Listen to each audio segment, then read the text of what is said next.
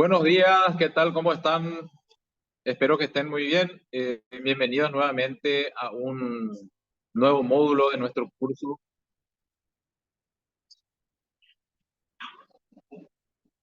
Buenos días, ¿qué tal? ¿Cómo están? Espero que estén muy bien. Bienvenidos nuevamente y bienvenidas a un nuevo módulo de nuestro curso.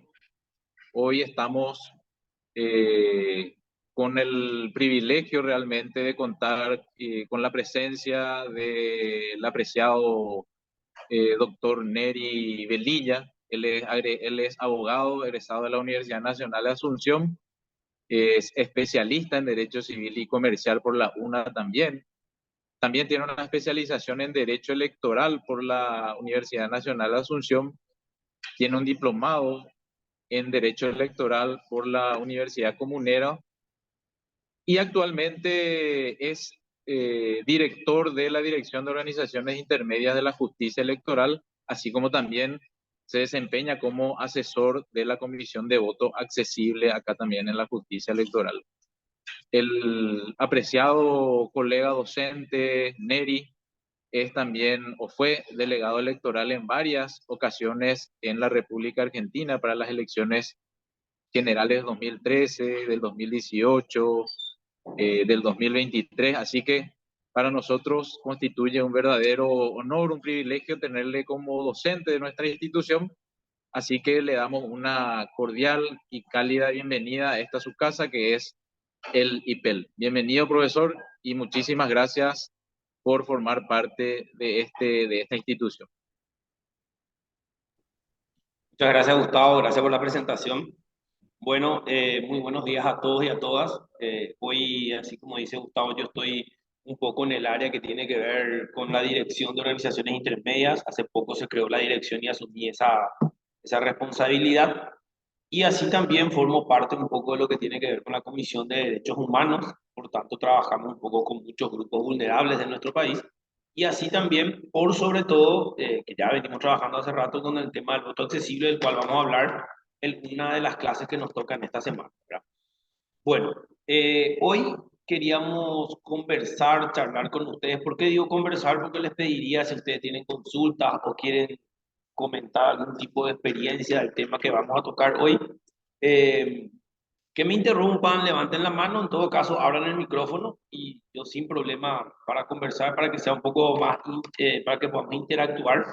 Yo sé que es medio complicado a veces con el tema de hacerlo a través de la compu, pero me gustaría escuchar sus experiencias. Yo les voy a hablar hoy de organizaciones intermedias y su proceso electoral.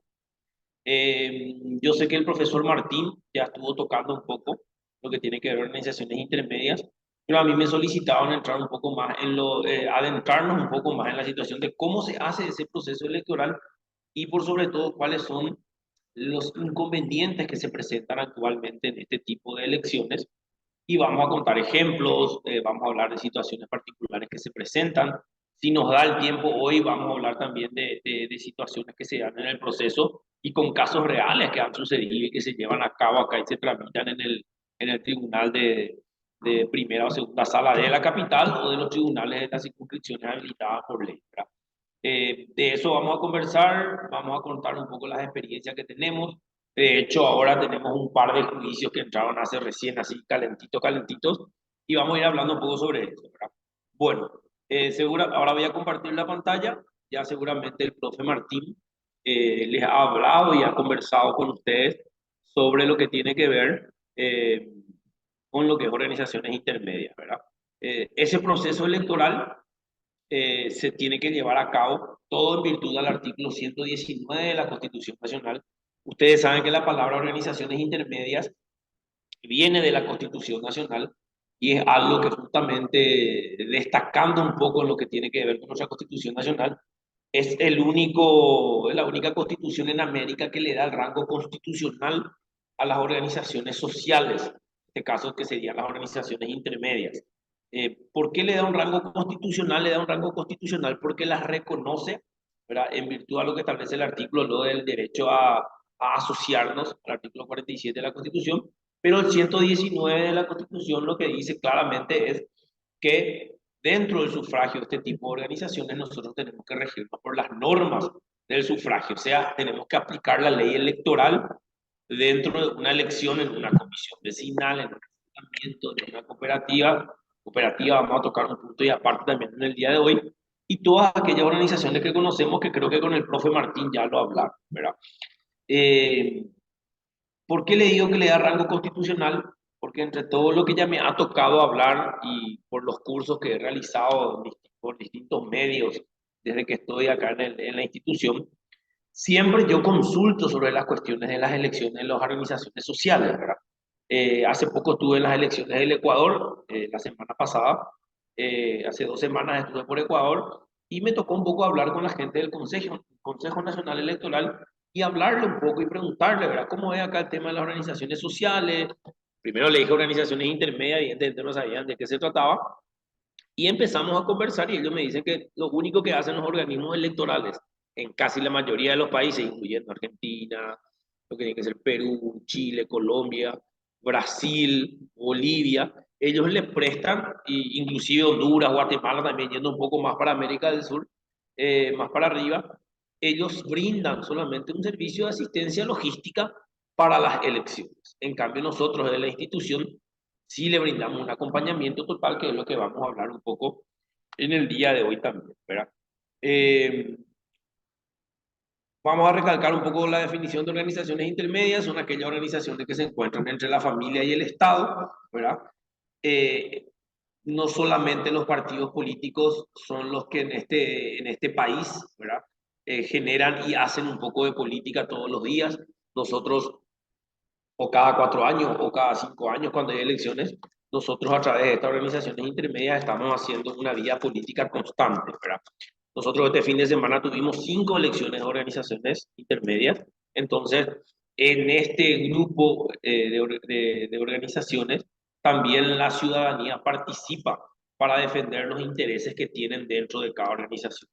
Recuerden que todo este tipo de organizaciones nacen porque las personas que tienen un interés común y quieren forjar o reforzar algún objetivo, ya sea de su comunidad, de su grupo de trabajo, de su facultad o de su empresa o del lugar donde trabajan, ellos forman este tipo de grupos y lo que hacen es constituirse en una asamblea constitutiva.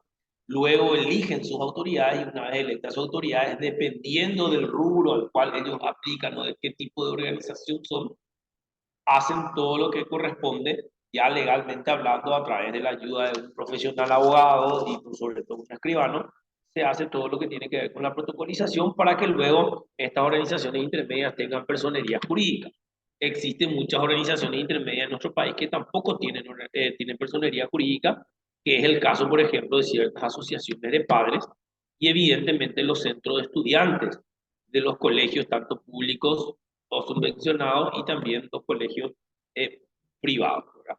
Entonces, eso es la definición de organizaciones intermedias. También decimos que son aquellas organizaciones o asociaciones sociales, deportivas, en donde el ciudadano actúa en forma autónoma en defensa de sus intereses y se puede entender el espacio dentro del cual no hay interferencia del poder público y político. Eso sería un sueño ideal de una organización intermedia. Pero en nuestro país, la realidad es que siempre hay una interferencia del poder público y político.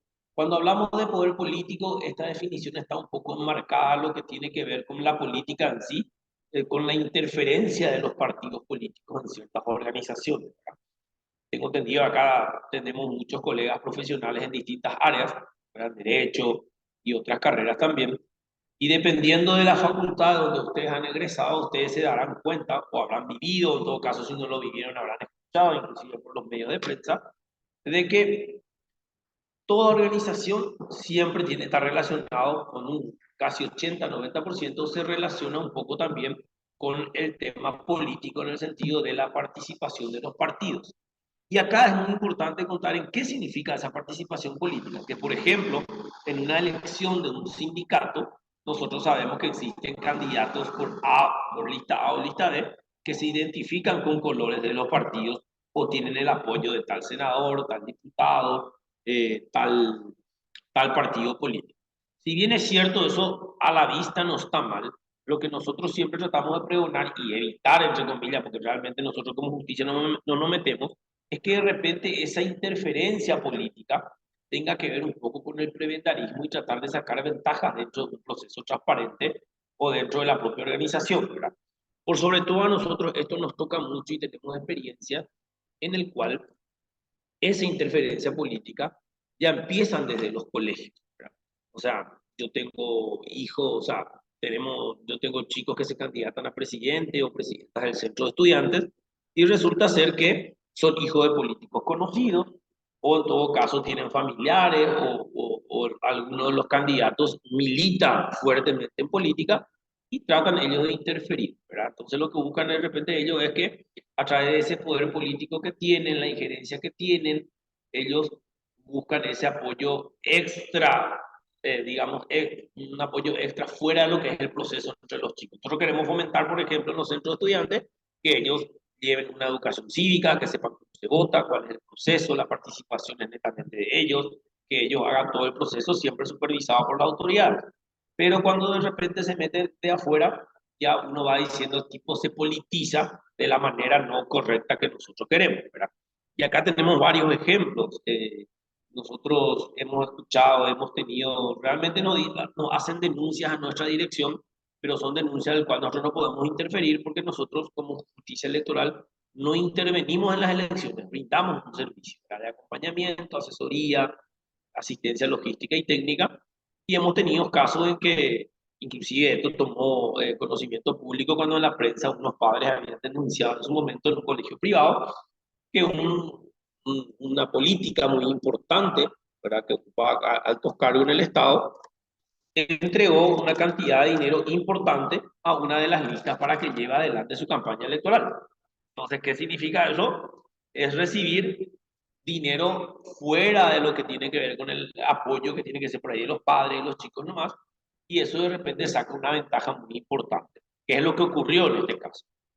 Tenemos una situación que suelo contar siempre, que en un colegio privado allá por el 2009-2010 creo que era, eh, se hacían las campañas electorales y los días viernes una de las candidatas, porque justamente consistía que eran dos mujeres, hacían la campaña que a la salida del colegio venían vehículos de una empresa importante de buses y llevaba a todos aquellos que querían comer una hamburguesa importante que se encuentra ahí por el barrio Murucuyá, era una de las cadenas de comida rápida muy conocidas en el mundo, y le iba y le compraba todo, por ejemplo, esa hamburguesa con las papas fritas y las gaseosas, ¿verdad? Entonces había un poco digamos, no había una igualdad dentro de lo que es la competencia para hacer las campañas y la propaganda electorales, y entonces ahí un poco los directores y las directoras de esa institución nos pidieron intervenir para que le hablemos un poco de todas estas cuestiones que tienen que ver con el proceso, de lo que se busca es que ellos se formen, de que haya una campaña electoral equitativa y dentro del marco del reglamento electoral que cada uno tiene. Bueno, estas organizaciones intermedias, por sobre todo, también se caracterizan eh, porque ellos tienen un estatuto social por el cual uno le dieron vida y establecen cuáles son sus objetivos, cuál es su forma de administración, cuáles son las funciones de sus autoridades, de sus asociados o afiliados, y también inclusive establece cómo, pero que debería decir cómo eligen a sus autoridades y también cómo terminaría la organización. Inclusive hay organizaciones que le dan vida, le dan fecha de inicio y fecha final a su asociación, a su organización intermedia. O sea, dicen, esta organización durará 100 años, salvo que los asociados deseen continuar con ella, ¿verdad? Establecen si es que ellos se disuelven, qué pasa con los bienes, con el dinero que tienen, para que ellos ahí automáticamente digan se va en donación, se va a tal lugar o se vende. Y nos ha ocurrido ejemplo que hay organizaciones que dejaron de existir porque las empresas de las cuales formaron, por ejemplo, bancos, que ustedes se acordarán, que son un poquitito más de los 90, había bancos muy importantes acá que venían de Brasil, y por ejemplo Banespa, uno de ellos, el Banco Banespa, y pasaba que el banco se fue, quedaron funcionarios que hicieron sus aportes, crearon tipo una asociación, y resulta ser que ahora ya no era más rentable, ¿verdad? Porque compraron propiedades, tenían quintas, y resultó ser que después ellos tomaron la decisión a través de una asamblea de, como decía el estatuto, vender sus propiedades y repartirse los bienes entre ellos. porque el estatuto le da la opción de que sea una donación o en todo caso que se repartan entre ellos, ¿verdad? Entonces, eso ocurrió y cuando esté en las partes de asambleas vamos a hablar un poquitito más de eso. Bueno, estos estatutos de estas organizaciones intermedias, no todos son iguales y siempre nos preguntan si existe una proforma. En realidad no existe una proforma. La proforma existe en el sentido de que qué es lo que tiene que decir tu estatuto. Evidentemente, primero tenés que hablar de su denominación, si tiene algún símbolo, sus objetivos, fines, qué calidad de socios tiene. Y esa es otra situación particular. La calidad de socio lo establece el estatuto y cuando hablamos de la calidad de socio es que existe el famoso socio activo, socio vitalicio y después también ya existen socios honorarios, afiliados, socios el extranjero, socios fundadores, socios honoríficos, o sea, hay una millón cantidad de cosas que pueden, o sea, millones de denominaciones que pueden tener los socios, pero no todos tienen los mismos derechos y funciones que vamos a ir viendo dentro del estatuto. Y este estatuto también, una vez que la organización o las personas que la componen establecen el objetivo y la finalidad, debe ser inscrito y reconocido ante el estamento que responda, digamos, a ese rubro o a ese objetivo que ellos tienen, ¿verdad? En este caso, ustedes van a ver que las principales organizaciones intermedias son los partidos políticos, ¿verdad? Que por excelencia son organizaciones intermedias. Estos partidos políticos, la propia ley electoral, la ley 834/96, establece cuáles son los pasos para su constitución, para su fundación y quiénes son los que deben reconocer a esa agrupación política. Luego tenemos los sindicatos. Estos sindicatos, por ejemplo, la ley laboral te establece cuáles son los pasos que uno tiene que hacer para que sea reconocido, qué cantidad mínima de socios para constituirla, cómo se lleva adelante. O sea, hay un reglamento luego ya que es como o sea, el ministerio, el viceministerio del trabajo y el ministerio del trabajo tienen una proforma, un estatuto que seguir, qué requisitos tienen que tener los que van a formar parte de ese sindicato. Entonces cada uno hace su propio estatuto, pero ya con una línea que baja de la propia ley laboral, del Código Laboral, ¿verdad? Luego tenemos los clubes deportivos de distintos deportes, y acá, por ejemplo, todo lo que tenga que ver con deporte, tanto federaciones deportivas y clubes deportivos, que pueden ser de fútbol, natación, squash, ping-pong, pelota paleta, no sé, eh, todos ellos deben regirse por la ley del deporte. Tenemos una ley del deporte que establece el delineamiento y los objetivos y cómo tiene que constituirse un club deportivo o una federación o confederación deportiva dentro del lineamiento que establece la ley y lo que la ley dentro de nuestro país y la propia ley del deporte, donde habla un poco de todo lo que tiene que ver. Esa ley del deporte le exige a todos estos clubes deportivos y federaciones a que cuando elijan autoridades lo hagan dentro del marco del Código Electoral, que es el que rige en nuestro país, el Código Electoral vigente. Estos clubes deportivos pueden tener personería, sí pueden tener personería, se inscriben, pero también ellos tienen que estar inscritos en la Secretaría Nacional de Deporte. O sea, ellos tienen que estar reconocidos por esa secretaría, ahí se queda una copia del estatuto, sale una resolución por la cual se reconoce, y una vez reconocido ya, cada 2 o cada 4 años, dependiendo del régimen de mandato que tenga, se van renovando las autoridades que tienen que ser reconocidas por estos órganos.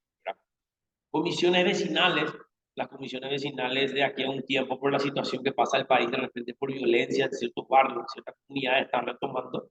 Las comisiones vecinales se rigen también por una ley especial que generalmente vienen de las ordenanzas municipales dictadas por los municipios.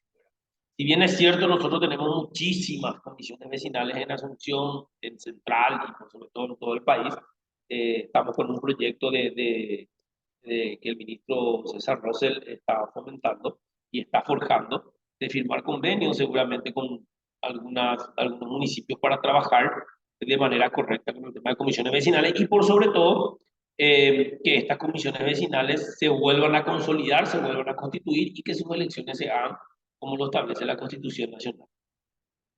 Estas comisiones vecinales son reconocidas por los municipios. Acá tenemos miles de problemas a veces porque las comisiones vecinales se presentan a veces una sola lista, 2 listas, pero de repente el intendente o los concejales no le quieren al que ganó, no le firman su reconocimiento. Entonces, son situaciones que de repente se presentan que vamos a ir tocando después en el momento del juzgamiento y proclamación de autoridades. Tenemos las cooperadoras escolares, que hay una ley del 2015, cooperadoras escolares son para los colegios públicos y subvencionados. ¿Qué significa esto? Que ellos se rigen por lo que establece la ley de la cooperadora escolar y la reglamentación que hizo el Ministerio de Educación con respecto a la constitución, formación de estas cooperadoras escolares y por sobre todo para las elecciones de sus autoridades respectivas. Las cooperadoras escolares, digamos, son nuestros, ¿cómo se diría? Nuestros clientes fieles dentro de la justicia electoral, no solo en mi dirección, sino a nivel país, a través de las oficinas distritales, son los que tienen elecciones generalmente de manera anual o cada 2 años. Y después tenemos la situación particular de que a veces hay padres que fueron electos este 2023 y para el 2024, que seguía todavía su mandato, ya sus hijos habían terminado el colegio o se cambiaron o se le echó. Entonces ya no tiene razón de ser de que, por ejemplo, Neri Velilla siga estando en el Colegio Nacional de la Capital como miembro de la ACE si ella no tiene hijos ahí, ¿verdad? O no representa legalmente el tutor legal de nadie. Entonces ahí ya automáticamente él renuncia. A veces ocurre mucho eso de que les pasa a muchos miembros de la comisión y se tienen que llamar a elecciones para que se sustituyan a, eso, a esas personas que están retirándose por ese motivo, ¿verdad?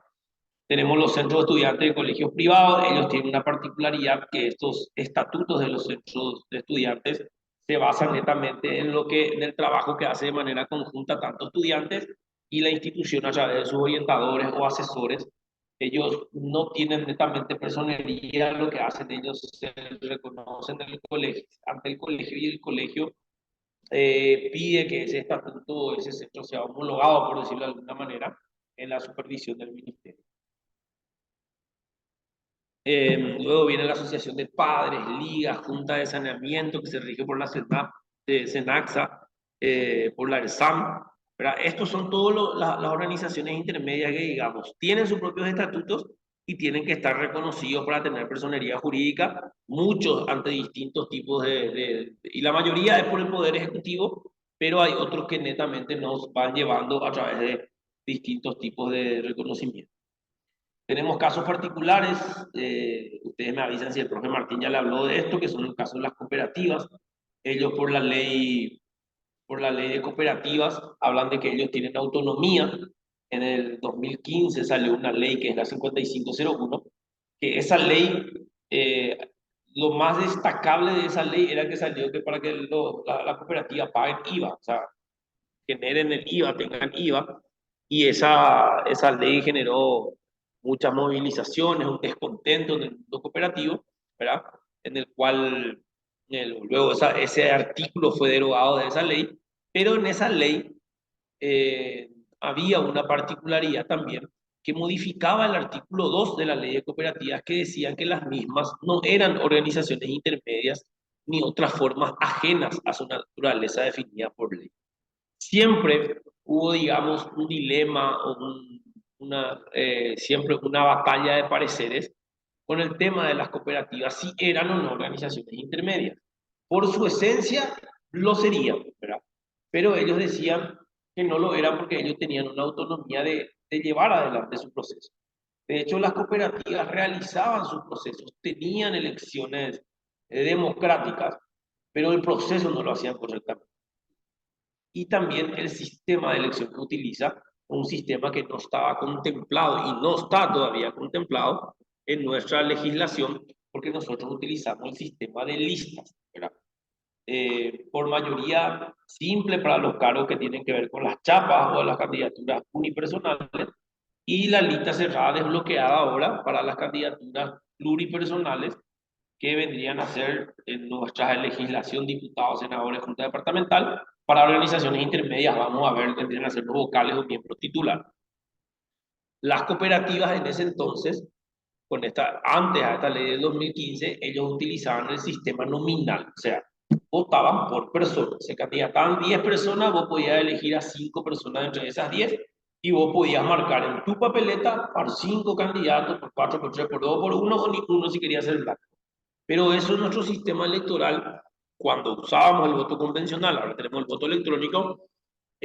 Para las elecciones generales, en organizaciones intermedias seguimos utilizando el voto convencional, o sea, con papeletas, con boletines de voto. En nuestra realidad y en nuestro sistema, si yo marco más de un candidato o marco más de una lista, el voto es nulo. Si bien es cierto, el sistema de elección nominal está contemplado dentro de lo que es el mundo del derecho electoral y hay algunos países que lo aplican, nosotros en Paraguay no lo utilizamos. ¿Y por qué me detengo acá y hablo de esta ley del 2015? Porque las cooperativas hacen saber al país de que ellos no son organizaciones intermedias y también en esa ley hay una contradicción entre el artículo 59 y el 61, creo, no estoy recordando, en el cual ellos hablan de que pueden tener eh, las elecciones de sus representantes, o sea, en este caso el representante del Consejo de Administración, Junta de Vigilancia, Junta Electoral, porque ellos eligen por órgano, entonces, de manera nominal, ellos decían que en uno de sus artículos, de creo era el 52, decían que ellos iban a aplicar a partir del 2015 el sistema de lista cerrada bloqueada, cuando se usaba todavía la famosa lista cerrada.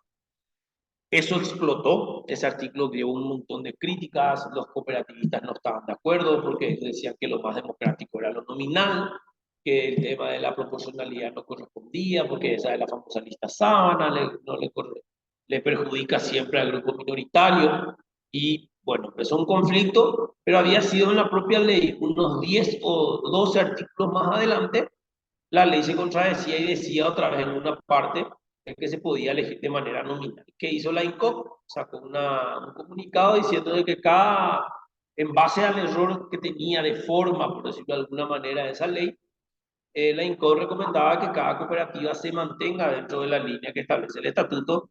Y acá sí, en base a esta ley, nosotros conocemos dos cooperativas que dejaron de usar el voto nominal y se volvieron al sistema de listas y aplican la lista cerrada bloqueada en ese momento. Estamos hablando del 2015.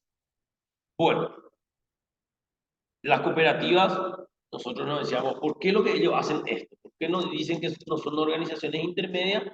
Y lo que nosotros concluimos en base a debates y reuniones que hemos tenido, que a ellos le molestaba bastante que cuando ellos tenían conflictos en materia electoral dentro de su proceso para llegar a la elección, de repente intervenía la justicia. ¿En qué sentido? Intervenía jurisdiccionalmente cuando algunos candidatos, ¿verdad?, planteaban la nulidad de ciertas resoluciones por impugnaciones o tachas de candidatura o tachas dentro del padrón y pedían la nulidad ante la justicia electoral. Recuerden que ustedes ya habrán visto, la justicia electoral tiene un área jurisdiccional que está compuesta por el Tribunal Superior de Justicia Electoral, los tribunales electorales y los juzgados electorales. Entonces, más o menos la idea de los cooperativistas y de las personas que entraban dentro del proyecto de ley era que cuando existía un conflicto en materia electoral dentro de un proceso en una cooperativa, la justicia no tenga jurisdicción y competencia para que resuelva cuestiones en materia electoral. Fue un debate muy interesante porque nosotros le decíamos, ¿y quién es lo que le va a resolver su problema jurisdiccional si ustedes ya no tienen una instancia jurisdiccional? Hablaban de la INCOP. La INCOP es un órgano administrativo, no tiene competencia jurisdiccional por el objetivo y el fin de su misma ley que la creó. Hablaban de cuestiones de los tribunales, de los juzgados civiles y comerciales. Tampoco tiene interferencia porque ellos dicen, no, esto es electoral. Lo asambleario te puedo entender, pero lo electoral tiene que ser la justicia electoral. ¿Por qué se va a la justicia electoral? Porque la Constitución le da esa competencia y atribución a la justicia electoral para entender todo lo que tenga que ver con conflicto en materia electoral. De hecho, la ley 635, en el artículo 3º, inciso H, establece que la justicia electoral puede entender y resolver conflictos que emanen de los procesos electorales de las organizaciones intermedias, y acá tendría que incluirse también, evidentemente, las cooperativas. Porque las cooperativas estatutariamente tienen una particularidad. En cualquier otra organización intermedia, cuando estamos hablando de un proceso electoral, los órganos electorales, cuando dictan una resolución, son inapelables en esa instancia. Pero si uno se siente afectado en su derecho, recurre a los tribunales electorales, que ya es la instancia judicial, previo agotamiento de las instancias dentro de lo que es la organización. Las cooperativas, en cambio, casi 90-95% de las que existen, vos sí podés pedir reconsideración o apelación a una resolución de tu gobierno electoral. Pero ¿cómo lo haces? Algunos es apelando hasta el mismo órgano electoral o ya directamente te vas a apelar en la Asamblea General de cada cooperativa. O sea, vos apelás lo que resolvió un órgano de tu cooperativa, que en este caso sería una junta electoral, lo podés hacer ante la Asamblea. Y hemos tenido casos en que vimos en que la Asamblea derogó, o sea, derogó o dio lugar a la apelación de los socios o socias que han presentado para ese pedido de nulidad de las resoluciones emanadas del órgano electoral. Vamos a ir tocando ese caso cuando lleguemos a la parte del proceso, cuando hablemos ya un poco de inscripción de candidaturas, etcétera, etcétera. Bueno, luego en el 2021, digamos, en pleno periodo todavía de transición de la pandemia, sale una ley que es la 6608, en donde los cooperativistas a través de esta ley establecen que pueden tener tres tipos de sistemas electorales. El primero es el nominal, que ya lo está establecido ahora por la esencia de lo que es el cooperativismo acá en Paraguay. Lo segundo sería, listas cerradas, ¿verdad? Que pueden ser bloqueadas o desbloqueadas aplicando la proporcionalidad. Acá ya abren las cooperativas un parámetro, o sea, abren un espectro, un espacio, por decirlo de alguna manera, en el cual supuestamente todas las cooperativas tienen la opción de cambiar el sistema nominal a irse a lo que es la representatividad a través del sistema proporcional, y que puede ser otra vez cerrada, que es la lista cerrada bloqueada, o la lista cerrada desbloqueada, que es la que utilizamos actualmente en nuestro país. Y dice una tercera forma de elección que dice, y textualmente dice, y van a ver ustedes, cualquier otro sistema democrático aprobado por la Asamblea y que esté contemplado en el Estatuto. Dice eso, o sea que vos acá podés englobar cualquier otro sistema que tu Asamblea crea que sea democrático y que vaya en contra de lo que establecen nuestras normativas electorales, entonces para los cooperativistas sería democrático. Bueno, acá era la discusión, de repente, no sé si discusión, sino un debate que siempre tenemos, es de si ellos pueden aplicar cualquiera de estas normas. Hay una ley que le dice que sí, pero tienen que estar aprobados en sus estatutos. Ahora, hasta ahora hemos tenido jurisprudencia de que hay cooperativas que han utilizado un tipo de sistema y se han planteado nulidades ante los tribunales electorales en donde la parte afectada solicita que se aplique la lista cerrada desbloqueada. Eh, ya hemos tenido sentencia en dos casos. Sabemos que una sigue todavía ahí litigando porque se apeló, no se está llamando. Recuerden que acá en el fuero electoral las apelaciones no tienen efecto suspensivo. O sea, no hay que tener que esperar que se resuelva la apelación ante el tribunal para hacer lo que se resolvió en primera instancia. No tienen efecto suspensivo. Y hay otros que ya salieron la sentencia, pero todavía no están cumpliendo por una cuestión ya organizativa, de que tipo tratan de arreglar, porque a muchos en el mundo cooperativo no le conviene utilizar la proporcionalidad, nos dicen siempre eso, y de hecho a las pruebas nos remitimos en el sentido de que desde que yo estoy en este mundo electoral allá por el 2007, que entré a la justicia y me tocó trabajar siempre en organizaciones intermedias, en las elecciones de cooperativas yo siempre he visto que siempre entra el mismo grupo. O sea, si bien es cierto lo eligen de manera nominal, el voto siempre es tipo en bloque por todos los de un equipo, ¿verdad? Y uno dice, ¿cómo va a haber movimientos si las listas son nominales? De igual manera existen movimientos, y cuando se presentan las candidaturas no dice, por ejemplo, movimiento fuerza la cooperativa y movimiento arriba la cooperativa, sino netamente salen las fotos, pero las fotos del movimiento fuerza cooperativa están toditos vestidos con una remera verde y los otros con una remera amarilla, ¿verdad? Entonces uno ya se identifica y la gente generalmente va marcando siempre al color de ahí de su preferencia, porque siguen. Y nos ha tocado que en unas cooperativas, yo particularmente, me ha tocado del 2007 que solamente en dos cooperativas, de todas las que hay en Paraguay, o por lo menos en la Asunción y Central, recién entraron, digamos, gente de la oposición. O sea, siempre gana de manera nominal, entran más los del oficialismo nuevamente, y inclusive no entran. Mira, digo, dos cooperativas, imagínense cuánto hay, de que entraron, digamos, los que no son del oficialismo, la oposición, por decirlo de alguna manera. En cambio, si vos utilizas un sistema proporcional, garantiza un poco que alguna de las minorías puedan tener más de uno o dos representantes dentro del proceso electoral, utilizando lo que tiene que ver con el sistema 2, la proporcionalidad, del cual yo les voy a hablar si es que Dios lo permite y también el tiempo, lo vamos a hablar mañana, porque vamos a hablar un poco cómo se aplican, cómo se vota, ¿verdad? En organizaciones intermedias con el tema del desbloqueo. Bueno, esto yo quería dar un poco un breve repaso por lo que tiene que ver con las cooperativas. No sé si alguien quiere comentar algo, si alguien tiene, no sé si en el chat hay preguntas, si alguien eh, tiene alguna duda, una experiencia dentro de lo que hablamos para pasar un poquitito ya en lo que es el proceso electoral. Profesor, ¿me escucha? Sí, muy bajo, pero te escucho. Neri, Juanjo te saluda de la dirección del registro. Hola Juanjo, ¿cómo estás? Bien, Neri, te quiero hacer una consulta, hermano, justamente teniendo en cuenta que el próximo sábado tenemos unas elecciones y mirando un poquito la parte electoral donde habla de elecciones generales y municipales y los partidos políticos evidentemente tienen sus internas. Ahora estamos hablando de organizaciones intermedias, que estamos hablando de todo tipo de organización que entre el Estado y la familia. ¿Dónde ubicaríamos esta elección del próximo sábado para dos integrantes del Consejo de la Magistratura? Gracias, Juanjo. Y una excelente pregunta, porque iba a tocar eso más adelante, pero aprovechando tu pregunta ya vamos a aclarar algo. De entre estos grupos que yo les hablé, ¿verdad? Que son las famosas organizaciones intermedias que se rigen por la ley, más las cooperativas, existe un tercer grupo del cual realmente se forma porque cada uno tiene su legislación propia. Y en este grupo entran las elecciones de los consejos directivos de las facultades.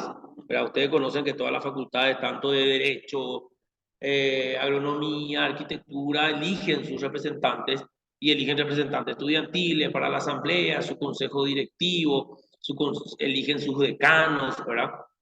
Ellos tienen una legislación por la cual llevan adelante el proceso electoral, como dice la Constitución y la ley, pero su sistema electoral es distinto, ¿verdad? Y son como organismos extrapoder dentro de lo que establece nuestra Constitución Nacional. Y la elección que vamos a tener este sábado para los representantes de abogados ante el Consejo de la Magistratura es una elección que por ley dice que la justicia electoral tiene que encargarse de organizar. ¿En qué sentido organizar? Trabaja de manera conjunta con la Corte. La Corte es la que elabora todo lo que tiene con el padrón, pero la justicia electoral lleva adelante toda la parte logística. Sería la organizativa para llegar.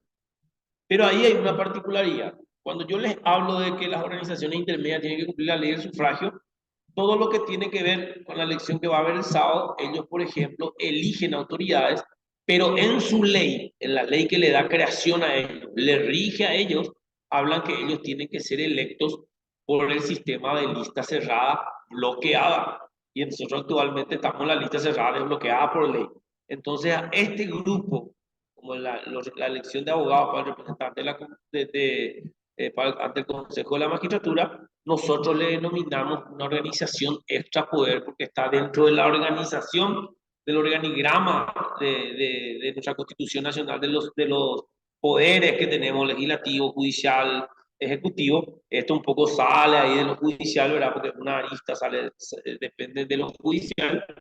Entonces ellos son un órgano extrapoder que tienen su propia legislación y dentro de todo no son organizaciones intermedias, porque si lo eran deberían de aplicar el sistema de cerrada desbloqueada. Entonces, en este caso son órganos de extrapoder que se rigen por leyes especiales y en el caso de este Consejo de la Magistratura, ellos son a través de su ley lo que establecen, que la justicia la organiza, pero ellos establecen el sistema. De hecho, ellos van a usar la máquina de votación, cosa que en organizaciones intermedias no se usa, porque no tenemos la capacidad de usar en todas las elecciones de organizaciones intermedias la máquina de votación, por todo lo que conlleva la organización del sistema, del software, etcétera, etcétera. En cambio, lo del sábado se va a utilizar las máquinas porque lo organiza la justicia y porque se hace dentro de un plazo prudencial para organizar esa elección que está establecido en la ley del cual yo le estaba hablando. Entonces, Juanjo es un órgano, una organización que es extrapoder y no se encuadra dentro de lo que es una organización intermedia. No sé si está aclarado, Juanjo, tú. Aclarado, profesor, gracias. Ok, bueno, y ahora vamos a hablar un poquitito. Me dijeron que hasta las 9:15, 9:20, por ahí, pues 9:30 podemos estar en clase, así que vamos a ir continuando un poco. Dentro de estas organizaciones intermedias está el estatuto, como yo les comenté, y ese estatuto establece todo lo que tiene que ver con la organización, ¿verdad? Cómo son, quiénes pueden formar parte de la asociación, cuáles son los tipos de socios que hay, quiénes son las autoridades, y ahí yo me detengo porque hoy les voy a hablar netamente de las asambleas dentro de esa organización intermedia. Los estatutos de cualquier organización intermedia vienen y te dicen que son autoridades de la Asociación de Alumnos de IPEL. La asamblea siempre encabeza la asamblea, ¿verdad? Porque es la representatividad, es el momento en el cual los asociados estamos ahí, están ahí. Luego dicen la comisión directiva o comisión ejecutiva, luego sale el síndico, luego están los órganos electorales o los órganos disciplinarios, que generalmente son los 5 órganos que tienen cualquier tipo de organización intermedia. Cuando hablamos de asamblea, nosotros tenemos que denominar a la asamblea como como aquel acto en el cual todos los asociados, asociadas, afiliados o afiliadas de una organización se reúnen para tratar puntos del orden del día que son establecidos por la comisión directiva, y en algunos casos se pueden agregar puntos del orden del día al orden del día a solicitud de los asociados o asociadas, en el cual se tratan en ella y se debaten, ¿verdad?, cuestiones que tienen que ver con la organización, ¿verdad?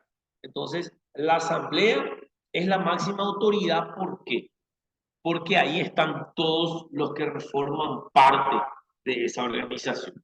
En ella participan, siempre nos preguntan, si yo no estoy al día, ¿puedo participar en una asamblea? Y claramente podés participar, porque ahí existe, y en los estatutos dicen que los socios pueden participar con voz y voto en la asamblea general, ordinaria o extraordinaria, si es que uno se encuentra al día con sus obligaciones dentro de la organización.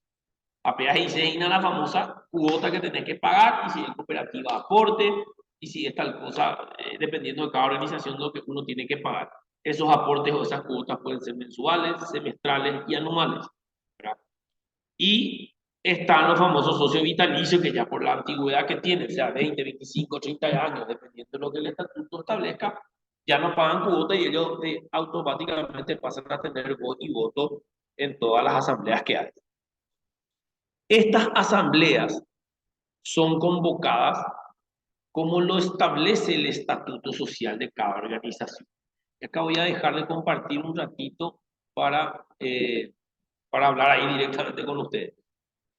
Todos estos estatutos establecen cómo se hace el llamado a estas asambleas. Generalmente, y voy a ir recalcando por qué digo generalmente, las asambleas deben ser convocadas por la comisión directiva de cada organización. Esa convocatoria tiene que salir de una sesión ordinaria o extraordinaria de la comisión directiva, y estos hacen la convocatoria dentro del plazo establecido en el estatuto. Y acá los estatutos tienen distintos plazos para convocar a esas asambleas. Nosotros tenemos que saber que en toda organización existen 2 tipos de asambleas. Existen 3, pero en este caso la primera ya hablamos al comienzo, que yo les dije que son las asambleas constitutivas, que es para constituir una organización. Ahora, las otras 2 asambleas, y que sí están establecidas, se encuentran establecidas en el estatuto, son las ordinarias y las extraordinarias. ¿Cuál es la diferencia? Las ordinarias son convocadas por la comisión directiva dentro del plazo establecido en el estatuto, y tratan temas que tienen que ver generalmente con la memoria, o sea, deben de ser así, se tratan con la memoria del ejercicio de la comisión directiva, el balance o presentación de los gastos, de resultados, de entrada, salida, de todos los gastos que tengan. Tratan generalmente temas que tienen que ver con la cuota social o algún otro tema que el estatuto le da particularidad. Por ejemplo, alguno dice tratar el presupuesto del siguiente año. O sea, yo, si quiero, soy una asociación, una sociedad de médicos, no sé, de cirujanos, por decirlo de alguna manera. Yo en mi asamblea ya presento un proyecto de cuánto va a ser el presupuesto que yo voy a gastar el año que viene en la sociedad, pero me tiene que aprobar la Asamblea. ¿Cómo lo hace el Congreso con el presupuesto general de la Nación? ¿Verdad? Algunas organizaciones a ese nivel llegan. Luego tratan el tema de elección de autoridades, para que ya es el día de tenemos que elegir a nuestras autoridades, y asuntos varios.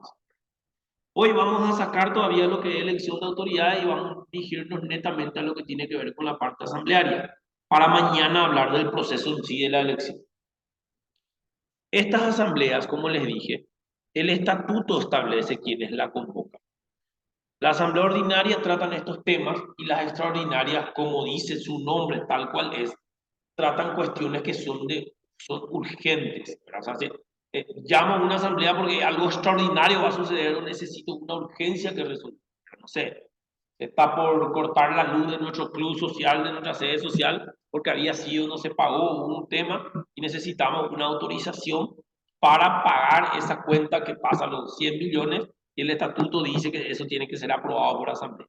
Los estatutos pues van, la mayoría, si un estatuto completo te dice hasta qué monto puede gastar la comisión y después ya necesita la autorización de la asamblea. Las extraordinarias, como su nombre lo dice, vuelvo a recalcar, es porque es algo rápido.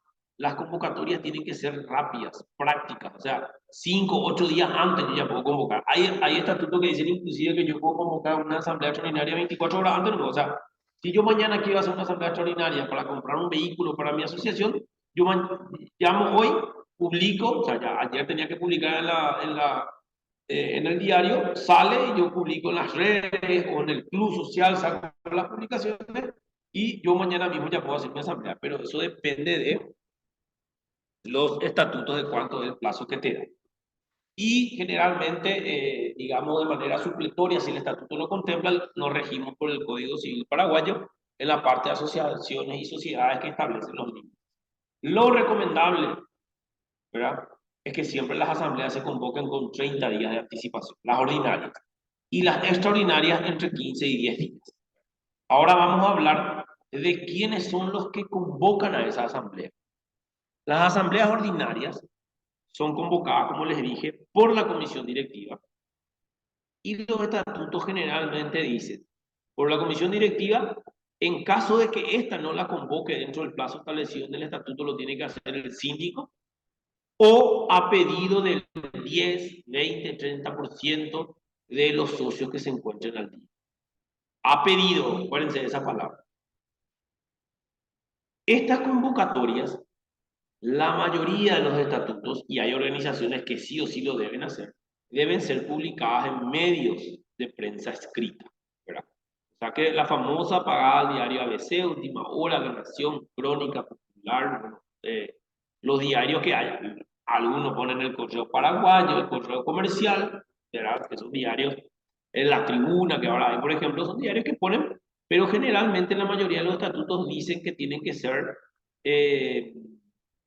publicados en un diario que tenga gran circulación a nivel país, que ya nombré los diarios anteriormente por no hacerle más propaganda a esos diarios, ¿verdad? Bueno, entonces debe publicarse ahí. Esa publicación tiene que contener la fecha, la hora de la primera convocatoria, la hora de la segunda convocatoria, el orden del día que se va a seguir y el lugar donde se va a llevar a cabo la asamblea. Entonces es la comisión directiva la que hace eso. En el caso que yo les dije que si la comisión directiva no lo hace, lo puede hacer el síndico. ¿Pero a qué se refiere eso? Los estatutos establecen la fecha dentro del cual uno tiene que llamar a asamblea. Y ahora, digamos que ya es el 80% de todas las organizaciones, están adecuando, están adaptando sus estatutos para que esas convocatorias se hagan durante los 120 días o 90 días después del cierre del ejercicio fiscal. Antes, pues, el cierre del ejercicio fiscal, hace mucho, era en julio, pero ahora es en diciembre. O sea que las asambleas ordinarias generalmente se tienen que llamar entre enero y marzo o entre enero y abril, como establezca el estatuto. Si dice 60 días, evidentemente entre enero y marzo. ¿Por qué? Porque febrero tiene 28 días y ahí no llegas a los 60, pero el estatuto te va diciendo. Algunos sí que dicen, no, claramente, la asamblea tendrá que llevarse a cabo el tercer domingo del mes de abril, de mayo, de octubre, de noviembre. Hay algunas asambleas algunos estatutos, perdón, que así gramatical y taxativamente ya dicen cuándo tiene que ser. Ahora, ¿Por qué dice que el síndico lo puede convocar? Porque ocurre a veces, y pasa muchísimo en este fuero electoral que tenemos, que los muchachos se hacen los ñembotados y llega, tienen que convocar en marzo, ya estamos en mayo y ellos no convocan todavía a asamblea ordinaria. ¿Ah? Dejan pasar. Estas asambleas ordinarias son convocadas de manera anual. O sea, cada año yo tengo que convocar a asamblea ordinaria. Pero no es que cada año yo hago elecciones. Cada año yo hablo y tengo que rendir cuentas de mi memoria y balance del año que está pasando. Y cuando corresponda, si mi mandato dura 3 años, entonces o 2 años, cada 2 años sigo y presento mi memoria y ya de paso se elige la autoridad. Entonces, ¿qué es lo que pasa? Llega el mes de mayo, Neri Velilla no convocó todavía a asamblea de la Asociación de Alumnos de IPEL y resulta ser que los perros, las chicas, los muchachos están ahí todos y dicen, ¿por qué es lo que Neri no convoca? ¿Qué es lo que oculta? ¿Por qué no hace eso? Entonces ahí el síndico puede convocar toda vez que el estatuto le habilite. O sea, si en el estatuto dice que si no convoca a asamblea ordinaria, a la comisión directiva, dentro del plazo determinado, lo puede hacer el síndico o lo puede hacer tal cantidad de socios activos de él. Eso era en algunos estatutos. O sea, yo Neri Velilla no convoqué para abril, ya estoy en mayo, entonces automáticamente el síndico podía convocar tipo de oficio, por decirlo de alguna manera, porque el estatuto le permite. ¿Qué pasa? Que luego se fue modificando eso. Y por eso yo le dije hace rato que tengan en cuenta una palabra. El estatuto dice, convocará a asamblea ordinaria la comisión directiva. O ha pedido, es la palabra, o ha pedido el síndico o el 30% del socio activo de la asociación. Cuando yo hablo ha pedido, se interpreta y lo que se llega a la conclusión es que si Neri Velilla, presidente, con su comisión no convoca a marzo, ya estamos en abril, abril, llega mayo, sigo sin convocar, no es que el síndico lo pueda hacer. El síndico le tiene que solicitar a la comisión directiva, porque dice ha pedido. Entonces el síndico se va y le dice, señor Neri Velilla, presidente de la asociación de alumnos, usted no está convocando y se está pasando lo que dice el estatuto, tal cosa en su artículo tal, ¿verdad? Que se tiene que convocar en marzo. Entonces, yo le pido a la comisión que lo haga. Lo mismo los socios. Los socios le van a pedir al presidente a través de su comisión directiva que convoquen a esa asamblea. ¿Y qué es lo que pasa acá? Y por dónde entra un poco acá lo que quiero llegar, que es la judicialización de este tipo de elecciones. Y ocurren dos tipos de judicialización. La primera y la más práctica, la que yo como abogado y como electoralista y como estamos acá en organizaciones recomendamos, es, si Neri se hace en Botaru, nunca llamó en marzo que tenía que llamar, ya estamos en abril y está en mayo, el síndico pide que convoque si el estatuto dice que tiene que solicitarle y tipo le tiene que emplazar para que si en 48 horas o 24 horas Neri no convoque con su comisión a asamblea.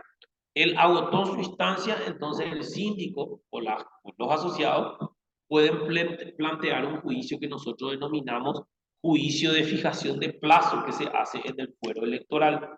O sea, es un juicio donde yo le demando a la comisión de Neri Velilla para que Neri Velilla convoque a asamblea porque esté incumpliendo con el estatuto. Y ese juicio se traba en los tribunales electorales de la capital y de las distintas circunscripciones. Es cuando Neri no cumple.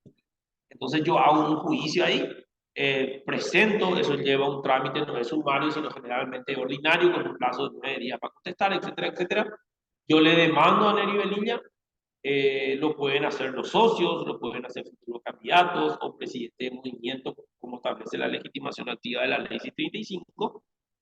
Y yo le pido a los magistrados electorales que ellos le digan a Neri que está infringiendo su estatuto y que tiene que convocar a elección, a asamblea.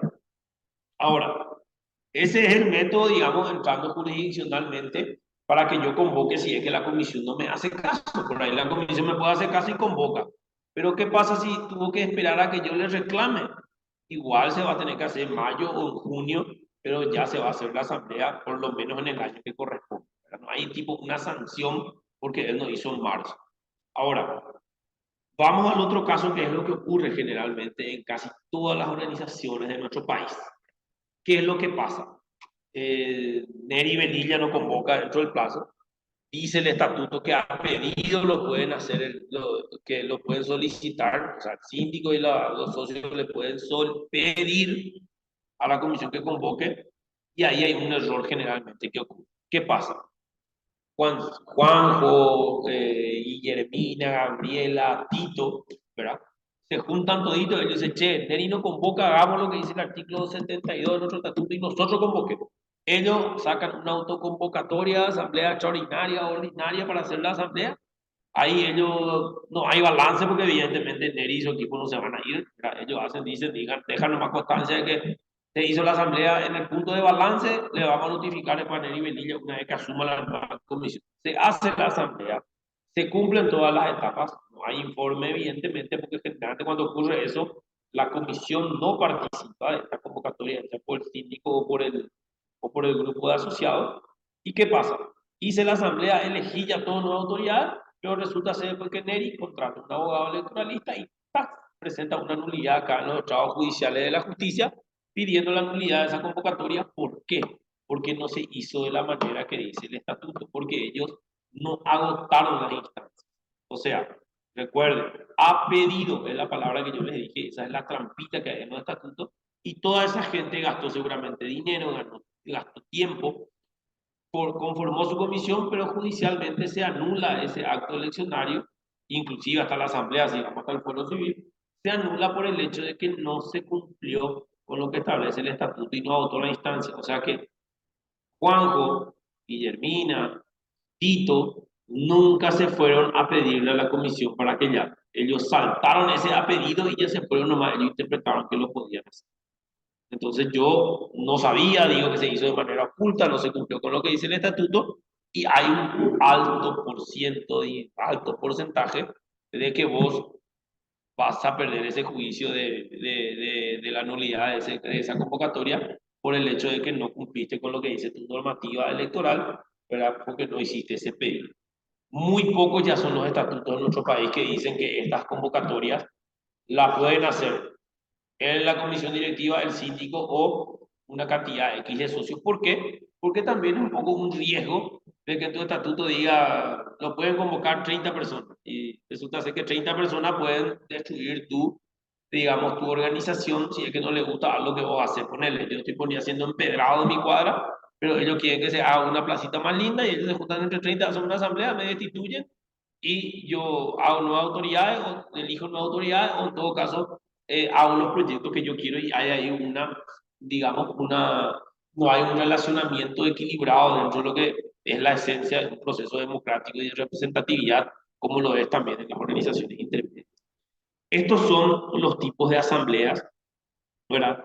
Dentro de esa asamblea, cuando es ordinaria, está establecido lo que tiene que ver con la elección de autoridades. Eso lo vamos a tocar mañana, porque el punto de elección de autoridades está a cargo de un órgano electoral. En las asambleas hay una particularidad que está ocurriendo ahora, creo que las experiencias les van haciendo un poco más vivo a los colegas que trabajan en este tema y también a las organizaciones.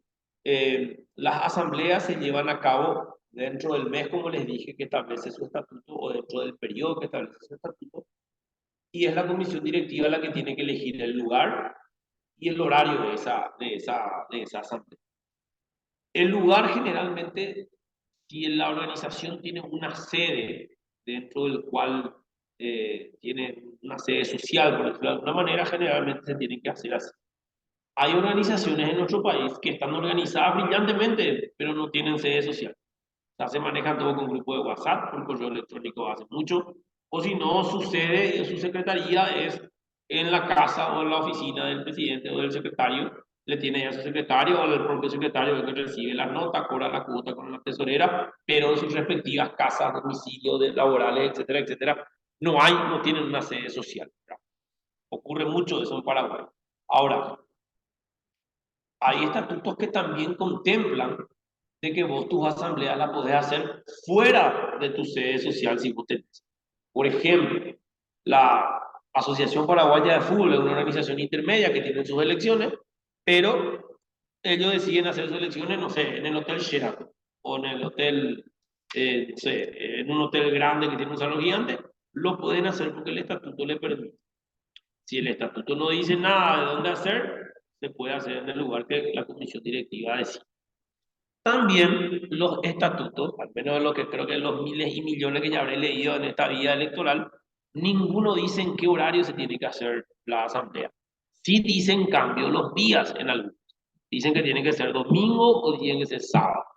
Hay estatutos que leí que dicen que tiene que ser lunes a la noche, ¿verdad? Pero no habla de un horario fijo.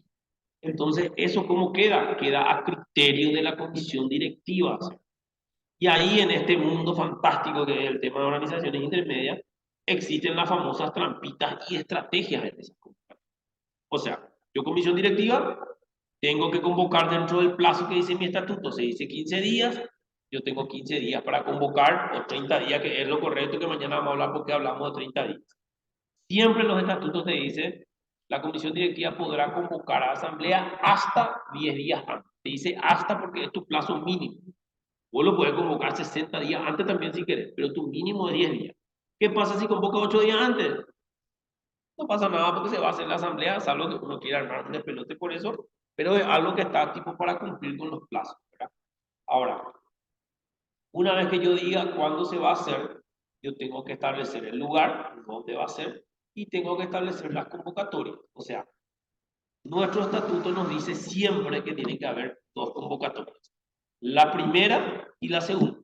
Y la mayoría de los estatutos dice que la primera convocatoria, que va a ser a las 9 de la mañana un domingo, tienen que estar presentes para las 9 la mitad más uno de los socios al día de mi organización. O sea, si nosotros somos 300, tiene que haber 151 personas para las 9.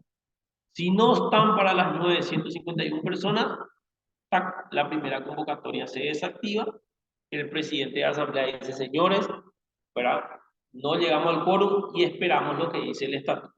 Y el estatuto dice que si en la primera convocatoria no está la mitad más uno, una hora después o media hora después, que es lo común, el común denominador dentro de lo que tiene que ver con organizaciones intermedias, dice que se inicia la asamblea de su segunda convocatoria con la cantidad de socios que se encuentran presentes. Y acá, por ejemplo, si ya están 5 nomás o 3 nomás de 300, pues ya podés empezar tu asamblea. Y lo que ocurre en esta situación es que yo, comisión directiva, como no quiero que nadie escuche mi balance y quiero que los perros aprueben mi balance, yo convoco un lunes a las 3 de la tarde para una asamblea extraordinaria, 3:30 la segunda convocatoria. ¿Quién pico se va a ir si todo el mundo está trabajando? Entonces se hacen tipo estratégicamente para que algunos consigan los objetivos. Pues la gente viene y se queja, o viene... Profesor, Sí, adelante. buen día, profesor. Una Buen día. consulta.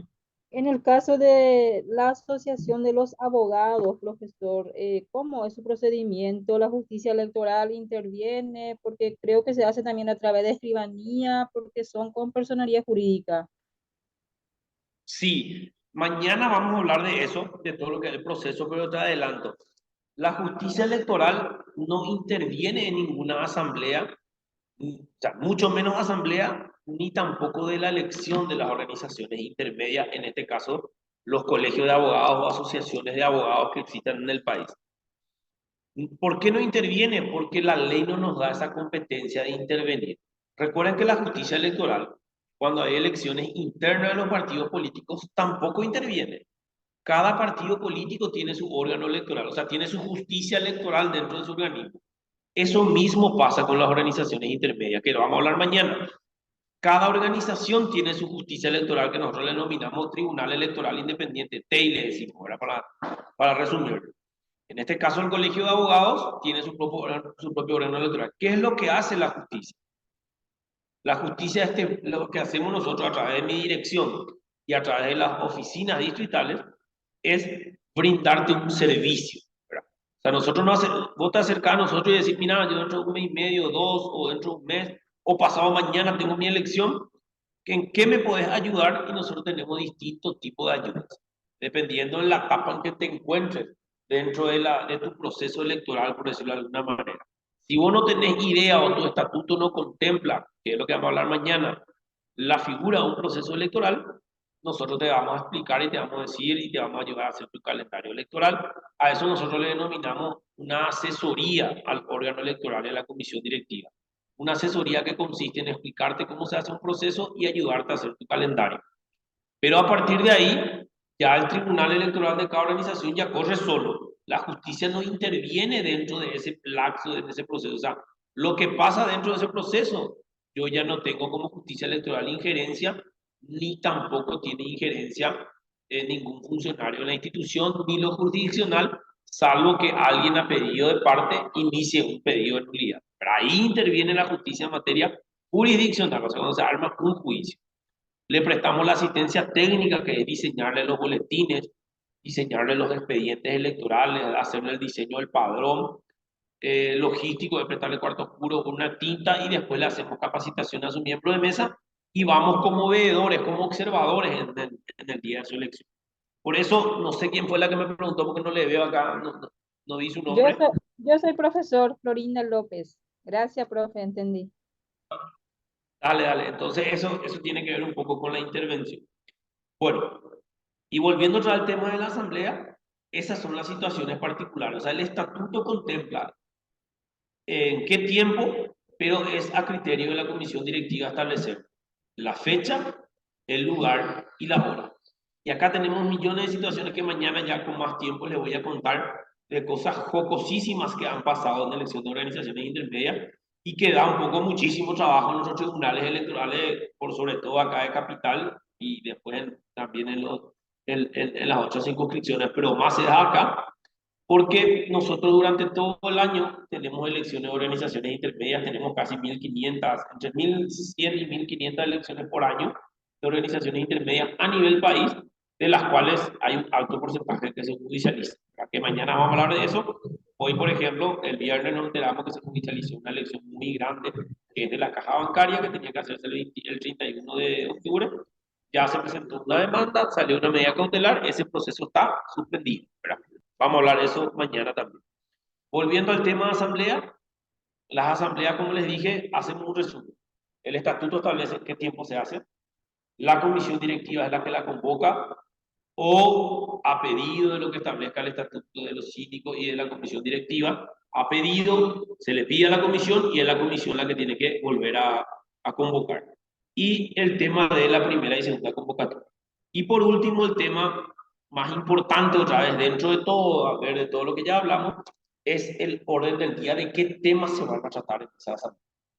Y generalmente, o hace como 5 años atrás, eh, los, disculpen, los, las convocatorias, ¿verdad? Las hacía la comisión directiva y en el orden del día el primer punto era elegir presidente y secretario de asamblea.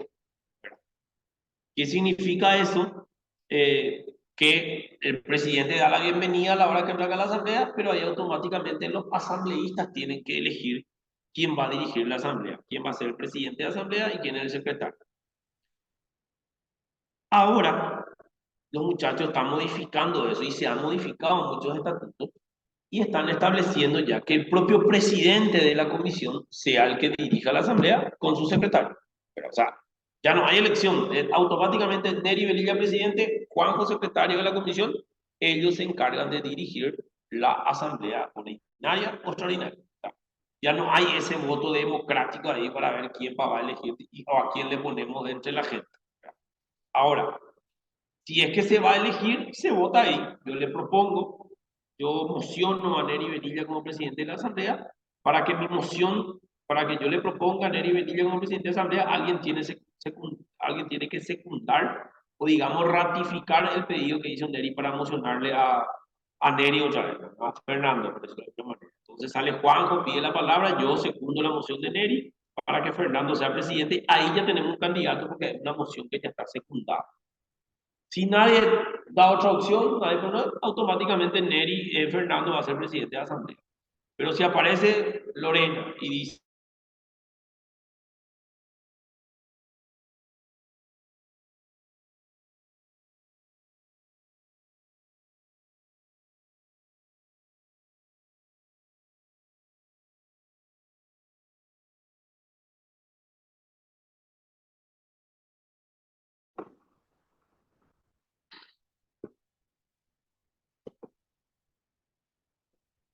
ahí creo que están entrando todos otra vez.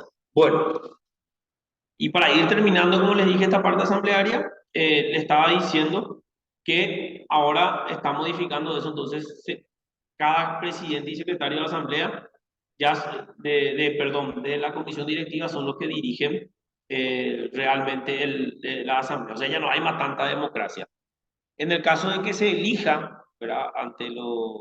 Entre los socios del presidente de la asamblea, nosotros siempre destacamos que se debe buscar una persona que sea democrática, que le deje hablar a la gente, que sepa cortar también, porque si ustedes participaban en alguna asamblea, hay veces que la gente pide la palabra y habla con todo respeto de cualquier otra cosa que no tiene que ver con el orden del día, ¿verdad? Entonces, eh, esas son las situaciones que se dan en la asamblea. Mañana vamos a tocar un poco el punto que tiene que ver con la elección de autoridad dentro de la asamblea. Hoy tocamos, si es que no tienen preguntas, ya casi pueden hacerlas, las escucho, para ir cerrando. Vamos a tocar todo lo que tiene que ver del acto eleccionario dentro de una asamblea. Acá nos ha pasado muchas veces, y a modo de anécdota también contar, que en una gran organización intermedia, el presidente de asamblea, aprendiendo con los años, le pedía al sonidista que maneje el tema del audio de los micrófonos. Entonces él estaba sentado con su secretario acá al lado y tenía un panelcito acá. Eso me tocó ver porque yo justo llegué y me comentaron y vi. Cuando alguien pedía la palabra y hablaba para bajarle la caña a la comisión del presidente, él apagaba el micrófono y ya le daba la palabra a otra persona. O sea, el tipo manejaba el micrófono y eso va un poco en contra de la participación y la democratización dentro de lo que es un proceso y un acto asambleario. Estas asambleas son deliberativas a excepción del punto del orden del día. ¿Por qué se le dice deliberativas? Porque lo que presenta la comisión directiva, ¿verdad?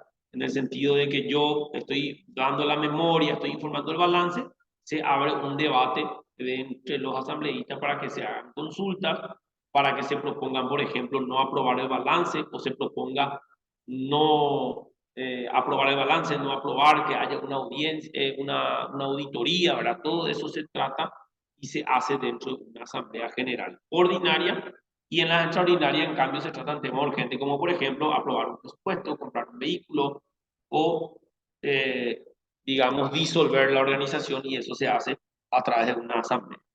Yo no sé si tienen consultas, yo creo que por hoy está demasiado bien, entonces mañana vamos a hablar un poco del proceso electoral, ya en organización intermedia que tiene que ver netamente con la elección. No sé si hay preguntas, Gustavo, no sé, o Jonathan, si está por ahí, en el chat.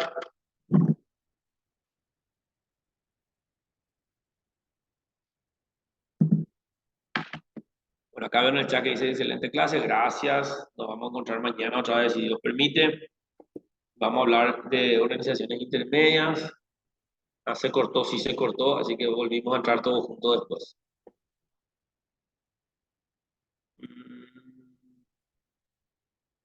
Bueno, muchísimas gracias. Estamos a las órdenes y mañana vamos a ir dando un poco más de datos sobre lo que es organizaciones intermedias, y les vamos a estar brindando también y compartir con todos materiales, y mañana vamos a hablar un poco más de experiencia con el tema de elección. Así que no hay pregunta, entonces nos vemos mañana. Hasta luego.